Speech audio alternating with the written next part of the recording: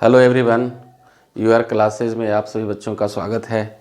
बच्चे आइए, अगला क्वेश्चन आपके सामने लेकर के मैं आया हूँ। अगला क्वेश्चन था find 5 rational number between 3/5 and 4/5।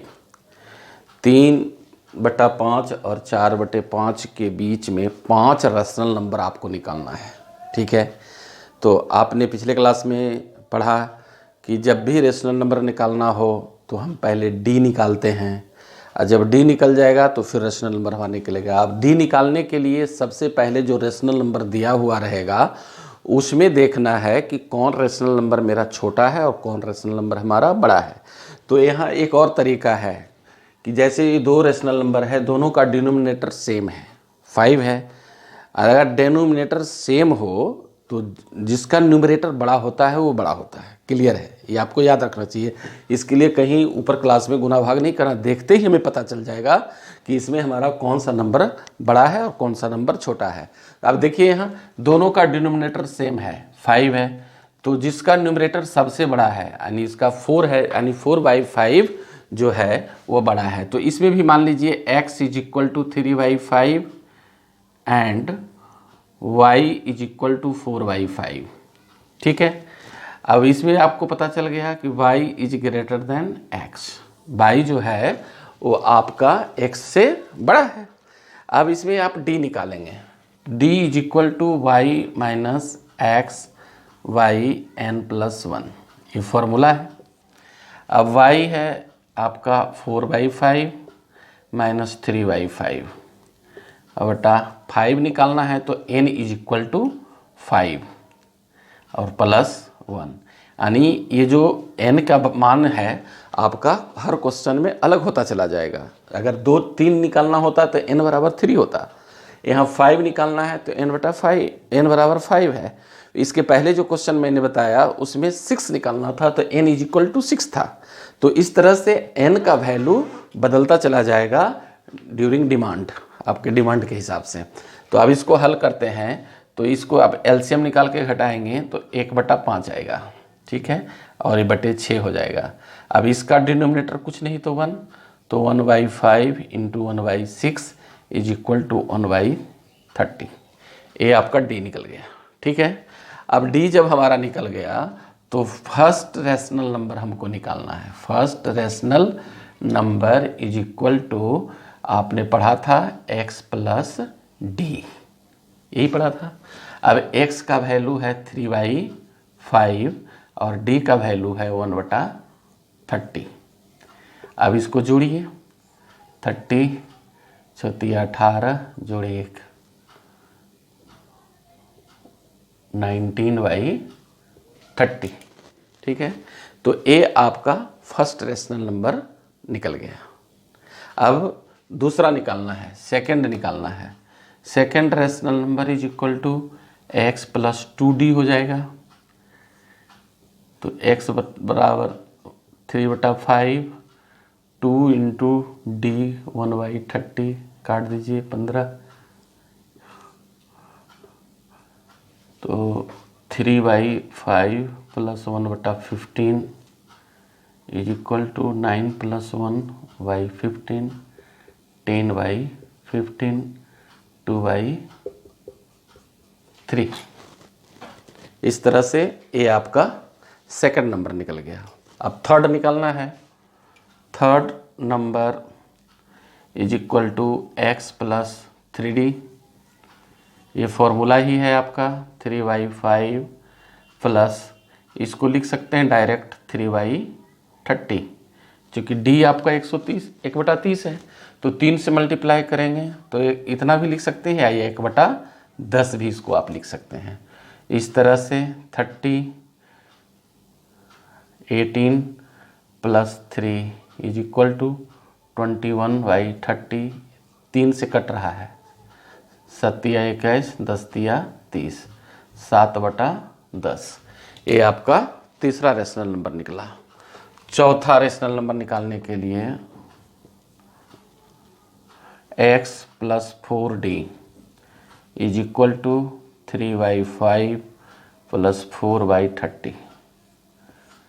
Is equal to 18 + 4/30, 22/30 is equal to 11/15। इस तरह से आपने फोर्थ रैशनल नंबर निकाला। अब एक और निकालना है 5, तो फिफ्थ निकालिए।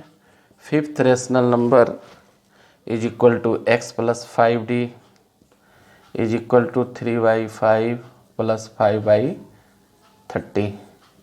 फिर इसको लिखिए 18 + 5/30, 8 × 5 = 13, 23/30। तो आपने देखा कि 3/5 और 4/5 के बीच 5 रेशनल नंबर हमारा निकला। 19/30, 2/3, 7/10, 11/15, 23/30। तो इस तरह से आपने 5 रैशनल नंबर इसमें से आपने निकाल लिया। अब अगला प्रश्न देखिए। तो आइए, क्वेश्चन नंबर 4 आपका कह रहा है कि इसमें 3 क्वेश्चन दिया हुआ कि इसमें कौन सा स्टेटमेंट सत्य है, अगर सत्य है तो या गलत है। यानी ये 3 स्टेटमेंट दिया है, तो इसमें से कौन सही है और कौन सा गलत, कौन ट्रू है कौन फॉल्स है। तो जो ट्रू है तो उसका भी रीज़न दीजिए, अगर फॉल्स है तो फॉल्स होने का भी रीज़न दीजिए। तो रीज़न के साथ इसमें आपको पूछ रहा है। तो पहला कह रहा है कि every natural number is a whole number. आप देखिए, आपको सबसे पहले मैंने नंबर लाइन बताया था। ये देखिए नंबर लाइन है आपका, नंबर लाइन 0, 1, 2, 3, 4। अब देखिए 1 से लेके 4 या अनंत तक ये आपका नेचुरल नंबर है। और इसमें कह रहा है कि ये आपका नेचुरल नंबर का डेफिनेशन है कि काउंटिंग नंबर जो है वो नेचुरल नंबर है, वो स्टार्ट होता है 1 से, 1, 2, 3 अनंत तक। और मैंने ये भी बताया था कि नेचुरल नंबर के फैमिली में अगर 0 को जोड़ दिया जाता है तो 0 से जो नंबर शुरू होगा वो होल नंबर होगा। तो आप देखिए यहाँ 0 मिल गया, तो यहाँ से लेकर यहाँ तक सभी हो गया आपका होल नंबर। तो यहाँ प्रश्न कह रहा है कि every natural number is a whole number. Natural number 1 से लेकर 4 या अनंत तक है, तो ये सभी नेचुरल नंबर 0 के साथ शामिल है। और होल नंबर में 0 से शुरू होता है 1, 2, 3, तो सभी नेचुरल नंबर होल नंबर है। तो इसका जो आंसर आपका हुआ ये ट्रू है। कारण क्या है?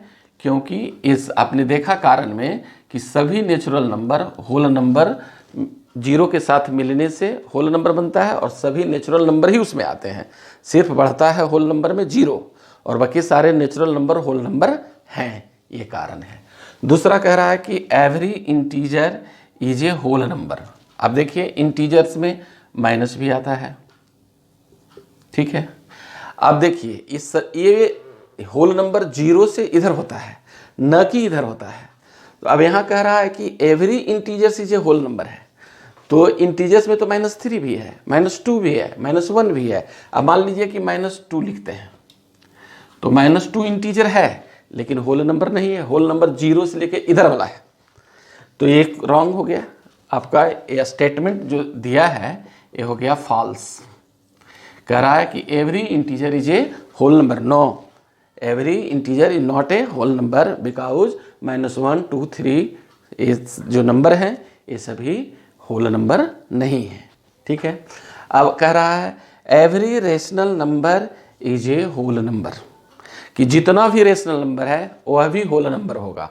तो रेशनल नंबर सभी होल नंबर नहीं होगा, क्योंकि अब यहाँ देखिए जैसे 1/2 है, 1/2 रेशनल नंबर है लेकिन होल नंबर नहीं है, ठीक है। -1/3 ये रेशनल नंबर होगा लेकिन ये इधर आ रहा है ना, और ये होल नंबर नहीं होगा। होल नंबर 0 से बड़ा होता है। तो इसको आप कह सकते हैं कि ये स्टेटमेंट भी आपका फॉल्स है, क्योंकि 1/2 जो है वह रेशनल नंबर है लेकिन होल नंबर नहीं है। तो बच्चे इस आज के क्लास में इतना ही है। अब अगले एक्सरसाइज में हमारे साथ फिर आप सभी पढ़ेंगे। मैं आपके लिए अगला एक्सरसाइज लेकर के उपस्थित होऊंगा, जिसमें आपको रियल नंबर पढ़ना है। आप बड़े सावधानीपूर्वक इसको पढ़ते चलें, और मैं आपको जितना संभव हो सकेगा आपके लिए अच्छी से अच्छी तरह से पढ़ाने का मैं कोशिश करूंगा। सारे बच्चों को मेरी तरफ से बहुत बहुत धन्यवाद।